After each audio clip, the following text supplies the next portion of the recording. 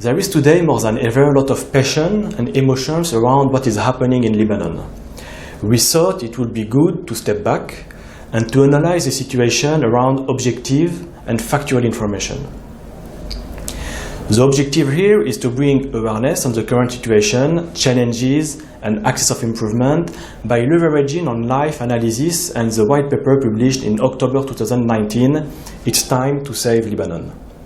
To help us to better understand the situation, I have the pleasure to welcome Paul Raphael. Paul is Executive Vice Chairman at UBS, former Life Chair, and currently Chair of the Life Promote Pillar. Paul, thank you for being with us today. Thank you for having me. Paul, I have 4 questions for you. The first one is, how critical is the situation today? It's great to be here. We happen to be here in the studio in Hong Kong, which is quite a coincidence given some of the symmetry going on here versus Lebanon. The situation is relatively critical in Lebanon, as we all know. There is a combination of short-term and medium-term challenges. Generally, they're well known. I think short-term, we have some liquidity shortages in Lebanon. We have pressures on the Lebanese pound. And we also have a significantly large debt service challenge ahead of us. More medium term, the challenges are more on the fiscal and on the current deficit side. On the fiscal picture, it is currently a situation that's quite critical. We have had a number of slippages over the last few years of budget deficits relative to target. We often have had no government budgets. And this year's budget is targeted around 7%. It looks like it might reach 9 or 10%, which is clearly unsustainable, especially given the stock of debt that we have. So these are some of the challenges that represent for Lebanon a very critical time. Thanks a lot. What are for you the 3 main challenges Lebanon is facing? There are many challenges in Lebanon today, way beyond 3. But if you ask me what are the 3 challenges that we have to solve for most urgently, I would say the first is Lebanon needs a new economic team. It needs to have a multidisciplinary team made up of apolitical experts in their respective fields, working together as one tight financial and economic team towards addressing some of these issues. And their orchestration and their complementarity will be critical. So that's challenge 1 and a clear critical item to address relatively quickly.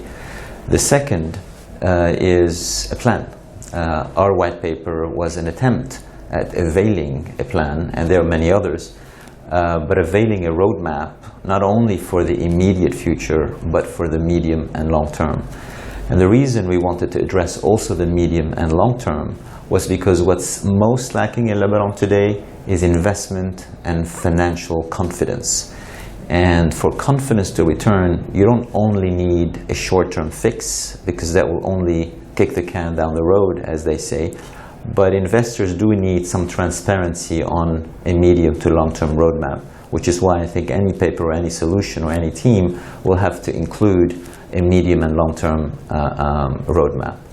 And the third challenge is the lack of sufficient investment and liquidity into the country. I think any solution will require mathematically an injection of several $billion into the economy to stabilize the financial flows, give back some confidence into the financial sector, but also attract investment on the back of such an injection. And those naturally would come from a combination of external sources, and those can be naturally the IMF, some of the other multilateral agencies, as well as some of the friendly governments, with the example that we've had last year under the CEDR meeting in Paris. So I'd say these are the 3 challenges that need to be addressed and need to be solved for relatively quickly. That's a lot. And what are the 5 axes of improvement and measures Lebanon must take?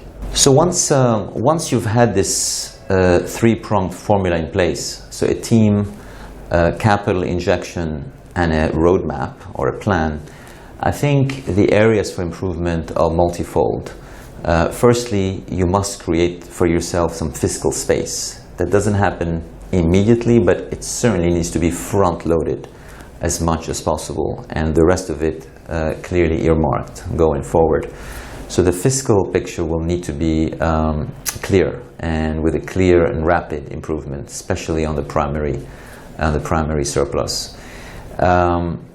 And that can be done in any number of ways, but there are not going to be easy solutions. And the key there is that the pain will have to be distributed fairly across stakeholders, but they will include, unfortunately, some social pain, for example, on electricity tariffs, perhaps on timing, on tax collection, but also on the review of government employment, public sector employment, especially to address some of the shadow employment and overemployment in both, strictly speaking, public sector employment, but also in the state-owned enterprises.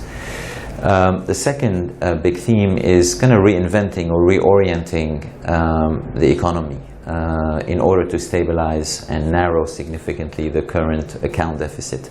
We have a structural current account deficit whereby we import significantly more than the goods and services that we so-called export.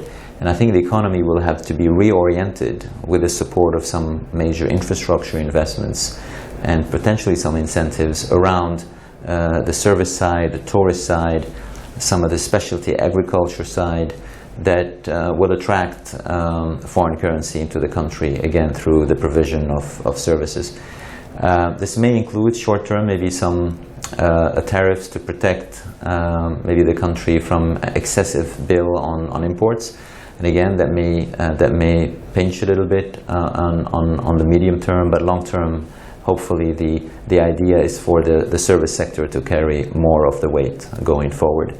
I think the third area that will have to be addressed and will have to be improved is the debt outlook. And there again, it's a combination of a negotiation with the creditor banks to look at ways of either reprofiling the debt or perhaps a renegotiation of the debt service terms. But at some point that will have to be addressed, ideally in conjunction with or subsequent to a fiscal stabilization plan. I say these are the three big axes, and then we'd have to be looking really more at the areas of the social dimension in the country, whether it's pension reform and such other things. Perhaps as an envelope around all of that, the single most important thing, medium term, is going to have to be a resetting and a serious rethinking around transparency and the rule of law in Lebanon, without which all of these other steps really don't end up serving the country as well. And on transparency and the rule of law, there needs to be a real thinking around structural reforms, hardening the independence of the judiciary, as well as perhaps an independent commission to investigate and establish a system by which the corruption ceases and a system of e-government is put in place, a privatization program that will lessen the temptation or the areas where governments can curry favors, but also to pursue some of the gains and the ill-gotten gains that were had and that were gained in the past through corruption. So that's what I would say the 4 or 5 axes of improvements and measures that Lebanon must take. A lot of it is in the white paper, so I will not go into more detail than this, but that's directionally what needs to be done. So thanks a lot for all these insights. So now, what next? There's a lot of discontent, as evidenced by people protesting in the streets. People have demanded that the powers that be take a step back and make room for an economic management team. That's going to be very important as to how that construct is put in place. So that'll be something that a lot of the investment community will be watching out for. I think today's opening of the banks, which seems to have gone so far this morning, Lebanon time, okay, I think it's an important sign.